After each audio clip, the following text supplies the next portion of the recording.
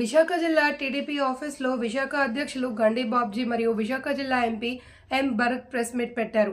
అందులో భాగంగా తెలుగుదేశం పార్టీ ప్రభుత్వం వచ్చి 100 రోజులు పూర్తయిన సందర్భంగా ఈ 100 రోజుల్లో జరిగిన కార్యక్రమాలు వివరించారు. జరగబోయే కార్యక్రమాల గురించి మాట్లాడారు.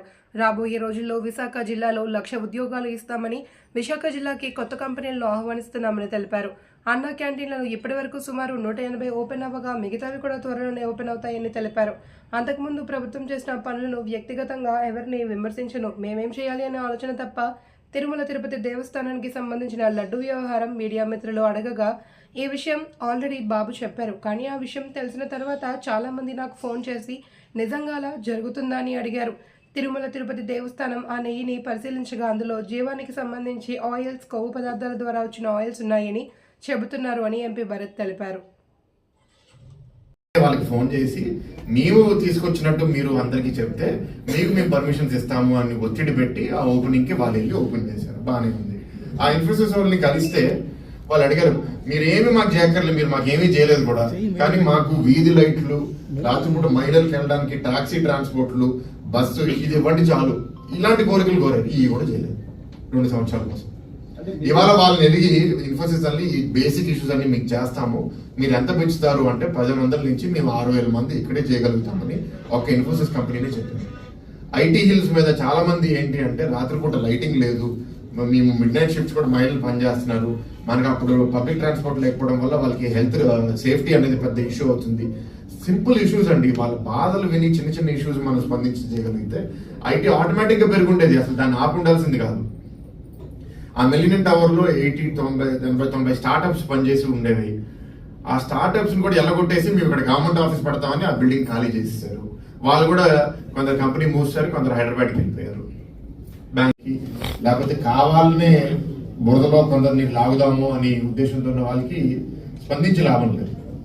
సో నేను అట్లాంటి వాళ్ళకి స్పందించాను. ఇష్యూ ఏంటి అంటే మీరు అనేది ఇల్లీగల్ కన్స్ట్రక్షన్స్, నాది ఇల్లీగల్ కాదు అయినా నాది ఎరగొట్టారు, ఇంకొకరిది ఇల్లీగల్ వాళ్ళు తిరగొట్టాలనేది రకరకాల ఇష్యూస్. ఇప్పుడు చాలా మంది స్టేట్ వైడ్ గా మనకి ఇష్యూస్ ఉన్నాయి. ఇప్పుడు మొన్న ఒక ఇష్యూకి వెళ్తే ఒక ఎండోమెంట్ భూమి చాలా మంది 900 మంది వచ్చేసి అక్కడ ఇల్లు కట్టేసుకుని ఉన్నారు. ఇప్పుడు 900 మంది ఇల్లు జరగట్లేదు కదా. సో ఇవాళ గవర్నమెంట్ అంటే ఇప్పుడు తెలంగాణలో మీరు చూశారు, హైడ్రా ఏమంటుంది ఇవాళ కొత్తగా మీరు కానీ వాటర్ లెవెల్లో ఎక్కడన్నా కడుతుంటే అక్కడ మేము ఎరగొడతా ఉన్నాం. సో ఒక్కొక్క గవర్నమెంట్ ఒక్కొక్క స్టాండ్స్ తీసుకుంటుంది. మన గవర్నమెంట్ అసలు ఇల్లీగల్ కన్స్ట్రక్షన్స్ మీద, కొత్తగా చేసే కన్స్ట్రక్షన్ మీద డిసిషన్ ఏం చేయాలనేది తప్పకుండా చంద్రబాబు గారు మిగతా మంత్రులతో చర్చించుకుని ఒక నిర్ణయం తీసుకుంటారు.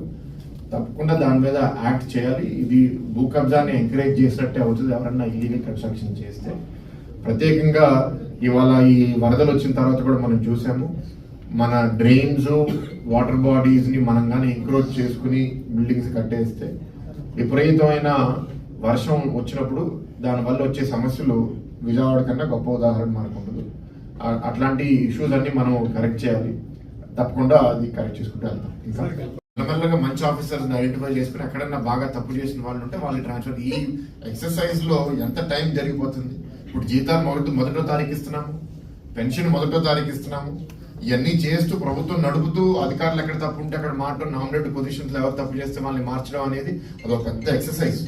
వాళ్ళ టీడీడీ బోర్డు అవనివ్వండి, నామినేటెడ్ పొజిషన్స్ అవనివ్వండి, ఇవన్నిటిని తప్పకుండా ప్రక్షాళన చేసి మంచి వాళ్ళని తీసుకొస్తాము, వాళ్ళందరినీ నియమితులు చేస్తాం. తిరుపతిలో జరిగింది సార్, ఇంకా చాలా ఫేమస్ టెంపుల్స్, శ్రీశైలం కానివ్వండి, విజయవాడ కానివ్వండి, సింహాచలం కానీ ఇవన్నీ చాలా టెంపుల్స్ ఉన్నాయి.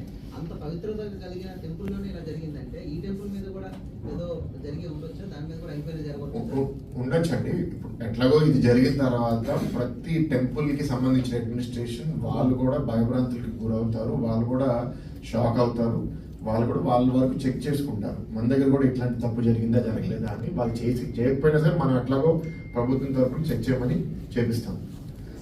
అక్కడ అందరు తప్పు అని నేను అనట్లేదు, కానీ యథా రాజా తదా ప్రజ అన్నట్టు నాయకులే తప్పు చేస్తున్నప్పుడు కింద కొందరు అధికారులు కూడా చూసి చూడనట్టు పోసే అవకాశం ఉంది, కొందరు తెలిసి కూడా తప్పు చేసే అవకాశం ఉంది.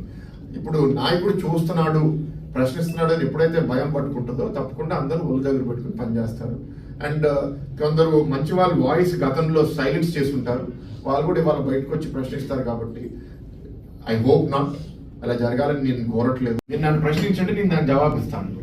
ఆ జవాబు ఇచ్చే ఆలోచన లేనప్పుడు ఇట్లాంటి ఏ తప్పు జరిగినా సరే ఎవడు దాన్ని చూసేవాడు లేడు. పైకి చెప్తే మళ్ళీ తిడతారు ఎందుకని కింద అధికారులు కూడా చూసి చూసినట్టు వదిలేసి ఉంటారేమో నాకు తెలియదు. సార్ మీరు రిపోర్ట్ చూసారు అన్నారు కదా, అందులో పామాయిల్ లేదా రిఫైన్ ఆయిల్ కాకుండా ఈ కొవ్వుకు సంబంధించిన ఆయిల్ కలిసిందని బీఫ్ టాలో అని ఒకటి ఉందండి. లార్డ్ అంటే మామూలుగా పిగ్ ఫ్యాట్ నుంచి వచ్చేదని ఉందండి. దాంతో పాటు ఈ వెజిటబుల్ ఆయిల్స్ కూడా ఉన్నాయి. ఆల్ కైండ్స్ ఆఫ్ అడల్టరేషన్ చేశారు. అంటే ఊహించని విధానం, రైట్? ఒక హిందువుకి ఇప్పుడు ఆవు అనేది దేవత మాదిరి అక్కడ అలా చేశారు. ఒక ముస్లింకి పిగ్ అనేది వాళ్ళు అసలు ఎప్పుడు తినరో అది కూడా అలా అందరి సెంటిమెంట్స్ ని దెబ్బతీసే విధంగా చేశారు. సార్ రిపోర్ట్ లో అడల్టరేషన్ జరిగిందని ఖచ్చితంగా లేదు కదా సార్, ఈ జరిగే అవకాశం ఉందని మాత్రమే కదా ఉంది. వాళ్ళు జరిగే అవకాశమా కాదా అని అనట్లేదండి. రిపోర్ట్ లో వాళ్ళు ఎవడు చేసాడు ఏం చేసాడు అని వాళ్ళు చెప్పరు. వాళ్ళకి ఎవడు చేసాడో తెలియదు కదా. వాళ్ళు ఏమంటారు, ఈ ఫ్యాట్ రిజల్ట్స్ ప్రకారం ఇది గీ కాదు, దీంట్లో అడల్టరేషన్ ఈ మెటీరియల్స్ ఉన్నాయి అంతే చెప్తారు. అది ఎవరు చేశారని డైరీ డెవలప్మెంట్ బోర్డు ఎందుకు చెప్తుంది? వాళ్ళు రిపోర్ట్లో ఇది నెయ్యి కాదు అని మీకు చూపించడానికి కారణాలు ఇది. మామూలుగా 99 to 101